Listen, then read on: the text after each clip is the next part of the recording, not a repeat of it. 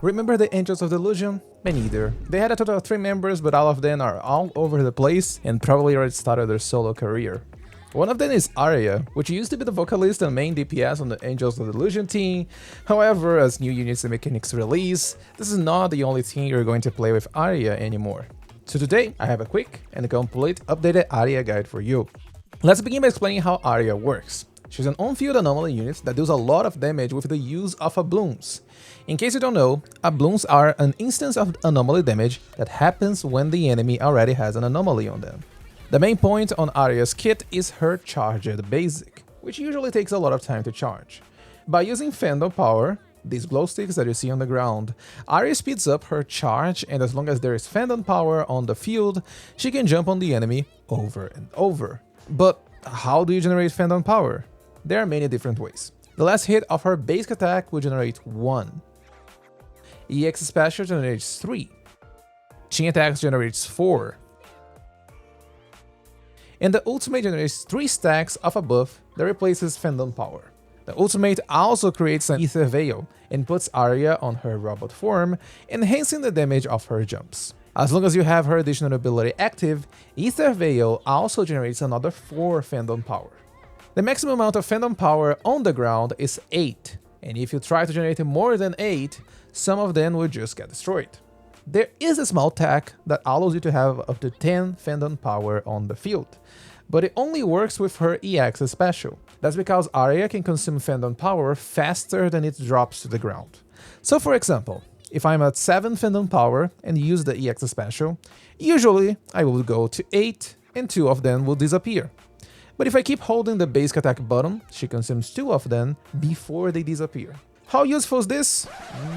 That's up to you. So, optimizing the amount of Fandom Power you generate is very important for Aria, especially because you need to save them for the stun window.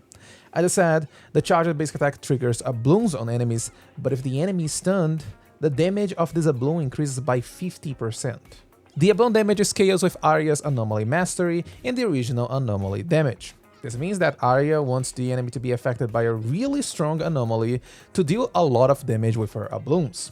But since Aria is the one on the field with a lot of Anomaly Mastery, it usually means that the enemy will be affected by corruption over and over.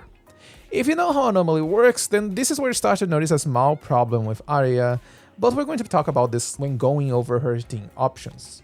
With all this information, it's very easy to understand Aria's gameplay. You want to apply an anomaly on the enemy, stun them, and trigger as many Ablooms as you can.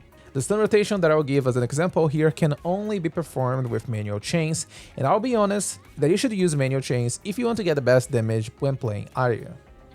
Make sure you have no more than 4 Fandom Power and use Aria's chain. Cancel the chain and hold basic to use her charged basic, do at least 2 jumps, switch to another unit, and trigger another chain. Once you have 4 or less Fandom Power, use her ultimate to generate another 4 and get the buff stacks that replaces her Fandom Power. Keep holding basic to jump on the enemy over and over until you run out of Fandom Power. From here, there are some different ways you can generate Fandom Powers. Use Sunna on the team to trigger another Ether Veil, or use her EX special to generate extra Fandom Power. Of course, this is just an example, and there are many ways to optimize the rotation, such as using your ultimate before the stun, to avoid wasting decibels. What matters is that you're trying to do as many charged basics as you can in a single stun window. Now, let's talk about your builds. For the 4-piece set, you have 2 different options. Shining Aria is easy to use and all the stats are really good for Aria. Fatal Melody is the best option, but requires using EX specials on other units to get the damage effect. For the 2-piece, use either Anomaly Proficiency or Ether Damage. Pick the one with your best substats and you're good to go. When it comes to disc stats, slot 4 will be Anomaly Proficiency, slot 5 can be either Damage or Penetration, and slot 6 will be Anomaly Mastery. Try to get as much Anomaly Proficiency and attack on your substats, as this will give you the highest damage increase. Flat Penetration and Flat Attack also help, but not as much. Now for weapons, Aria's signature is going to be the best option for her. It gives a lot of Anomaly Mastery to increase the damage of her Ablooms, and Anomaly Proficiency, damage, and Anomaly damage to make her corruptions stronger.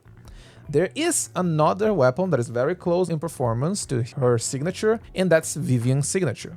But this is only true if we're talking about Remiel teams. There is no clear winner between them. For a more free-to-play alternative, you can use either Whipping Gemini or Electrolip Gloss. As for her Mindscapes, they are pretty decent, but depending on the team that you're playing, you might not notice a huge damage increase. The calculations on your screen are for Remiel and Velina teams. Because of Remiel's Luminize and Velina's Vortex, Aria's Ablooms are not going to be the main source of damage in this team, which is exactly what her Mindscapes are going to enhance. Mindscape 1 adds a critical chance to your Ablooms, which means a 25% damage increase on them. And Mindscape 2 allows Aria's Ablooms and attacks to ignore a portion of the enemy defense. Mindscape 3 and 5 are just skill levels, and Aria doesn't get anything out of it. Mindscape 4 is just energy and decibel generation, which isn't really significant. Mindscape 6 allows you to stay in the robot form after using her ultimate and gives extra damage to your jumps and ultimates. It also generates extra Ablooms whenever an enemy suffers an anomaly. Now, let's talk about teams, and remember that I said that Aria has a small issue on her kit? Well, that's because Corruption deals damage over time, so triggering another Corruption before it expires doesn't really do anything. Aria's additional ability increases the duration of Corruption, and while this is good for Disorder and Vortex, unless you're using units that enable this for you, you're likely wasting a lot of damage. On the full Angels of Delusion team, it's almost impossible to trigger Assault on top of Corruption, so Disorder doesn't really matter that much. Aria also wants the stun window for herself, as her Bloom deals 50% increased damage against stunned enemies. So even if you use another unit to trigger Disorder, you're probably going to lose Ablooms on the stun window. To make up for it, the Angels of Delusion team is one of the best when it comes to having access to Ablooms. Nangong Yu and Sunna can all generate Ether Veil for Aria, while also providing buffs that are very good for her. But by replacing one of them with Velina, you still have access to some Ether Veil, good buffs, and you don't need to worry about Corruption overlap anymore. Remiel can complement this team even further, but with a small issue. Both Remiel and Aria will be competing for the stun window. It is still a very strong team, and when properly played, you can trigger Ablooms and still use all of Remiel's combo. If you don't have Velina, I would recommend getting a stunner, since a lot of Aria's damage with her Ablooms happens on the stun window. Nangong Yu is the obvious recommendation, but for free to play, you can go with Lycan. The last slot is easily a support such as Sunna or Astra. I don't recommend Yuzuha unless you have Velina. That's because the increased build-up is not doing anything for Aria, so it's better to use Sunna for some defensive assist, Ether Veil, and buffs. And that's everything for my Aria guide. If you have any questions, feel free to leave them in the comments down below or join my Discord server. Thank you so much for watching this video, have a beautiful day, and I'll see you next time.